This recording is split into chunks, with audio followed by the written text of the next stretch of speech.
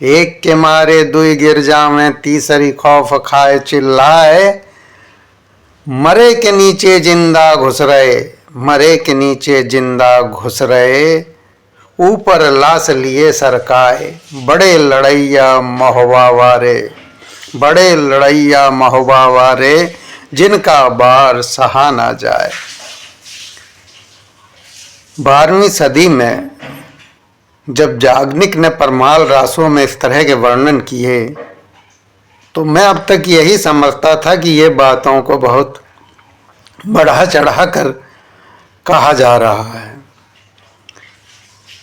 कवि थे, अपना प्रतिभा को दिखाते हुए, अपनी प्रतिभा को दिखाते हुए उन्होंने जो बिंब बनाए वो निसंदेह अतुलनीय हैं, मगर जहाँ विश्वास और तर्क की बात आती थी तो लगता था कि ये एक कवि की जो है प्रतिभा है, ये वास्तविक दृश्य नहीं हो सकता।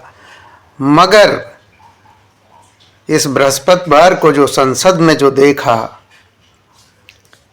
जो माजरा देखा, उसके बाद ये लग रहा है कि भाई याज्ञनिक का जो वर्णन था बिल्कुल सही था, वो आँखन देखा वर्णन था। और याज्ञनिक अगर आज होते और कल जो संसद में हुआ है तो उसमें भी वो यही देखते।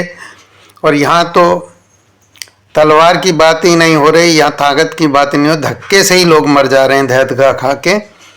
तो याज्ञनिक मुझे याद आ गए कल की घटना से, जिस तरह से प्रेस कॉन्फ्रेंस हुई भाजपा की ओर से, कांग्रेस की ओर से, जिस तरह से अस्पतालों में पहुंच गए लोग, नेता लोग, सांसद लोग, माननीय लोग, और जिस तरह का ड्रामा चला कल पूरे दिन, उससे ये लगता है कि याज्ञनिक बिल्कुल सही थे। मेरा विश्वास याज्ञनिक पे बढ़ गया है। पहले मैं उनकी प्रतिभा का कायल था, अब मैं उनकी सच्चाई का भी कायल हूँ। लेकिन जो मैंने आपको ऊपर सुनाया वो याज्ञनिक की मूल रचना नहीं है, उसमें बहुत कुछ अपभ्रंश है। जो बुंदेलखंडी में गाया जाता है या पश्चिमी उत्तर प्रदेश में गाया जाता है, वो उसका अपभ्रंश है। जो मूल रचना है, जो मूल रचना है उसमें जो उन्होंने पर्सोनिफाई किया है वो महान स्तर का है, जिसको मैंने आपको नहीं सुनाया, इसलिए मैं वो आखिरी लाइन दोबारा से सुना देता हूँ। जो मूल रचना है वो इस तरह से है कि एक को मारें दुई मर जावें, तीसरा खौफ खाए मर जाए। मरे के नीचे जिंदा घुस रहे, मरे के नीचे जिंदा घुस रहे, ऊपर लाश लिए सरकाए। बड़े लड़ैया महोबा वाले, बड़े लड़ैया महोबा वाले, जिनसे हार गई तलवार। और इस आखिरी लाइन को सुनिएगा कि जिनसे हार गई तलवार।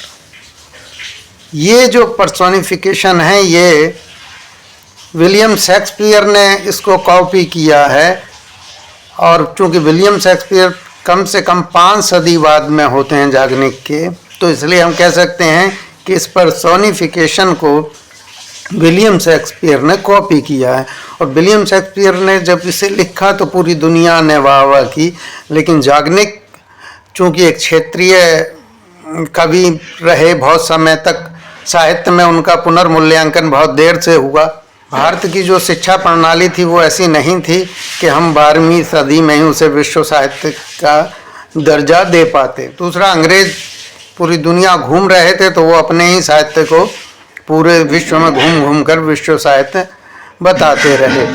यहाँ जो मैं कह रहा था कि याज्ञनिक का जो पर्सोनिफिकेशन है कि जिनसे हार गई तलवार, इसी तरह का पर्सोनिफिकेशन विलियम शेक्सपियर ने किया है जूलियस सीजर में। अपने मुख्य पात्र के हवाले से वह कहलवाते हैं, danger knows very well that Caesar is more dangerous than he is. और आप यही पर्सोनिफिकेशन इधर देखिए कि बड़े लड़ैया महोबा वाले, जिनसे हार गई तलवार, यानी तलवार खुद जो खुद जीत तय करती है वो भी उनसे हार जाती है। और ये उसी कोटि का पर्सोनिफिकेशन है जो विलियम शेक्सपियर रखते हैं। तो हमारा जो साहित्य है, जो क्षेत्रीय साहित्य है, खासकर ब्रज का साहित्य है, जिसे अब हम हिंदी साहित्य की धरोहर कहते हैं, वो विश्व स्तरीय है, इसमें कोई शक नहीं है, और उसमें सच्चाई भी है। ये साबित हो गया कल संसद का दृश्य देखकर।